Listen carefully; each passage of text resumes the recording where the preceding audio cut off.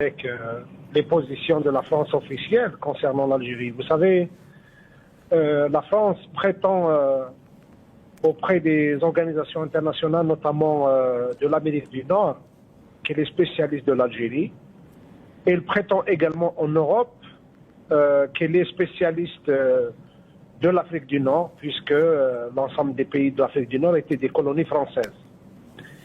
Et donc la France prétend connaître la région, donc avoir le monopole, et puis elle a des relations très poussées avec les régimes de ces pays.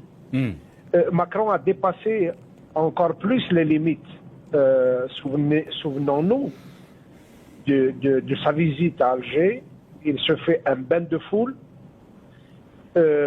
préparé, organisé par le pouvoir algérien, alors que le chef de l'État algérien était absent, et qu'à l'époque, tous les gens qui sont d'accord avec tous les relais, pratiquement, de cette relation, de cette complicité, de ce pacte qui n'est pas écrit, mais qui existe bien entre le régime français, les officiels français et le régime algérien, a fait que le chef de l'État français s'offre un bain de foule à Alger. Et là, on revient, Karim, je vous coupe très rapidement.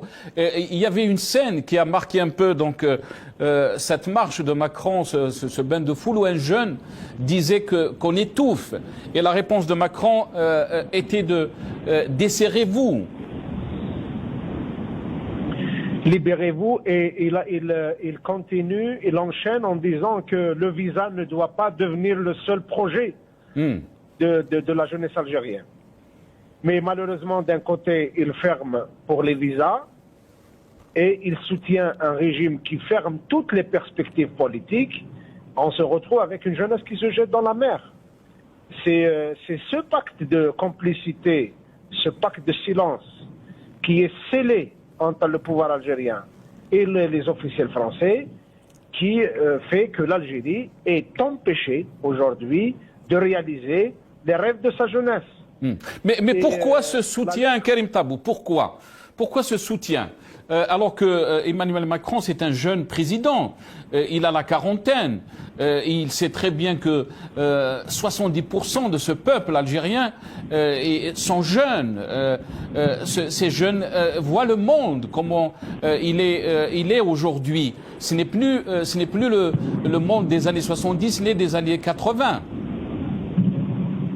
Mais ça reste encore le monde des affaires. Bien au contraire, Macron, moi je n'interfère pas dans les affaires françaises, mais de l'avis de beaucoup de spécialistes français, il est lui-même le résultat des milieux financiers, des milieux d'intérêt, des milieux des affaires. Il est vrai que la faillite politique de la gauche comme de la droite a été à l'origine de l'émergence de ce président. Je ne rentre pas dans les détails, je ne m'autorise pas d'interférer dans des affaires internes à la France. Toutefois, nous concernant, il est clair que les relations algéro-françaises restent sous le monopole absolu des réseaux d'affairistes d'intérêt. Et d'ailleurs, lui, lors de l'entretien qu'il a donné, il a donné tout simplement l'allure de quelqu'un qui connaît bien la situation et donc qui prend position en faveur du pouvoir. Mais ce qui est intéressant, d'abord la lettre a eu un écho extraordinaire, très favorable auprès de l'opinion publique algérienne, qu'il soit au niveau du pays ou au niveau de la diaspora. Et franchement, je ne m'y attendais pas parce que c'était juste une voix de conviction. Moi, je me suis senti concerné, je me suis senti interpellé. Je ne pouvais pas rester indifférent face à une telle attitude qui continue de considérer l'Algérien comme un sujet. Et là, j'ai réagi. Je suis impressionné, mais je suis agréablement impressionné par l'écho positif que ça a donné la lettre. Mais également, elle a démasqué tous les relais de la France, tous les relais du pouvoir qui se mettent des masques de l'opposition et qui veulent passer auprès de la population comme étant des soutiens à la population, mais en fin de compte, à l'épreuve des faits, à l'épreuve des convictions, à l'épreuve des prises de position, il s'avère être l'opposition de l'opposition. Et la question de cette catégorie de gens, justement, n'a pas d'âge. Même si on peut trouver des gens qui se considèrent être une nouvelle génération de militants, mais en fait, dans certains cas, ils sont une nouvelle génération de mercenaires, une nouvelle génération d'opportunistes, une nouvelle génération de gens qui sont irrésistibles à l'attrait de la mangeoire. Dès qu'on leur montre un sandwich, ils sont là, ils sont à l'affût, ils ne résistent pas à l'appât. Donc, au fait, cette lettre a doublement été utile. Elle a été utile pour redonner de l'espoir aux Algériens en disant qu'on est là, qu'on n'accepte pas qu'on soit considéré comme des sujets. Et puis également, elle a démasqué tous ces relais mercenaires, soutien à la France, soutien au pouvoir, qui ont réagi négativement et qui trouvent tous les subterfuges possibles pour s'attaquer à Karim Tabou, à l'auteur de cette lettre. Mais en tout cas, les relations de l'Algérie à la France, désormais, elles sont mises sous la loupe du peuple algérien, plus que jamais. Et d'une manière définitive, rien ne peut se passer sans tenir compte de l'avis de l'opinion publique. Voilà le Hirak, la révolution de cette jeunesse, a réussi également à ce niveau à briser deux choses. À briser d'abord la barrière psychologique, en considérant pendant des années, des décennies, voire des décennies, que ces affaires-là relèvent d'affaires d'État, de responsables officiels, et que l'opinion publique n'avait pas grand-chose à dire sur ces sujets. Mais également, et ce qui est important, c'est que cette relation entre l'Algérie et la France est mise sous la loupe du peuple algérien et ne peut plus être le monopole de réseaux d'intérêts. Elle est également un sujet qui concerne l'avenir des Algériens. Et bravo pour les Algériennes et les Algériens qui ont fait un écho extraordinaire de la lettre, mais également qui ont montré toute leur adhésion à cette position, qui ont en fin de compte une position d'un citoyen qui a exprimé l'avis de tous ces Algériens qui veulent bien être considérés comme des citoyens à part entière. Très bien. Autant par le pouvoir que par la France. Très bien. Karim, je sais que vous n'avez pas beaucoup de temps et je vous remercie pour ce temps que vous nous avez accordé, mais je vais essayer de vous poser la question sur notre troisième sujet d'aujourd'hui. C'est cette condamnation, donc la résolution d'urgence du Parlement européen sur la situation des droits de l'homme en Algérie. Comment vous l'avez trouvé, donc, cette condamnation? Beaucoup parlent d'ingérence.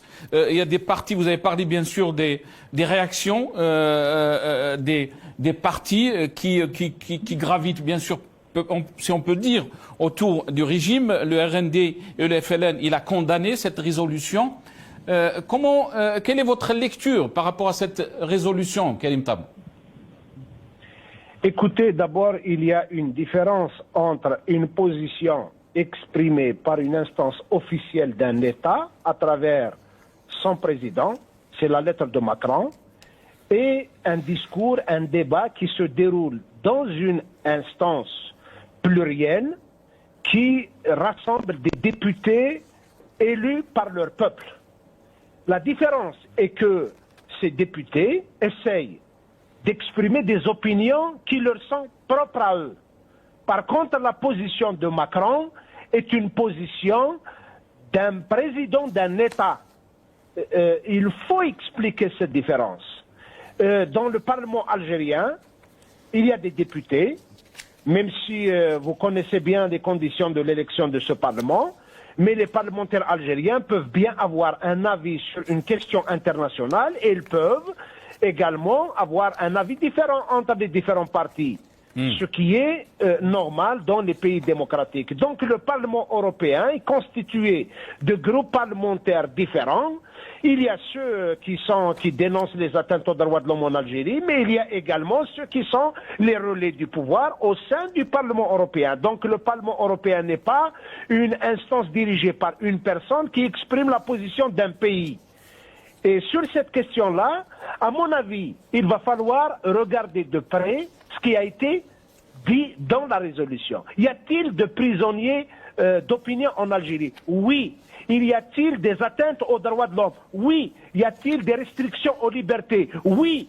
Que ce soit dit par les Européens ou par les Chinois ou par les Russes ne change pas grand-chose dans la réalité vécue par les jeunes Algériens qui se retrouvent dans les prisons et qui voient leur itinéraire de la vie réduit à l'arpentage des chemins qui mènent au cimetière ou qui mènent au commissariat, et quand ils ne sont pas envoyés au cimetière et au commissariat, ils sont jetés dans la mer, ils sont bouffés par la mer. Donc c'est la réalité qu'il faut regarder. Et à mon avis, la meilleure façon de se battre contre toute interférence étrangère étant de respecter les droits de l'homme, de respecter les normes démocratiques et puis construire un état de droit qui permettra à l'Algérien de se sentir fier de son État.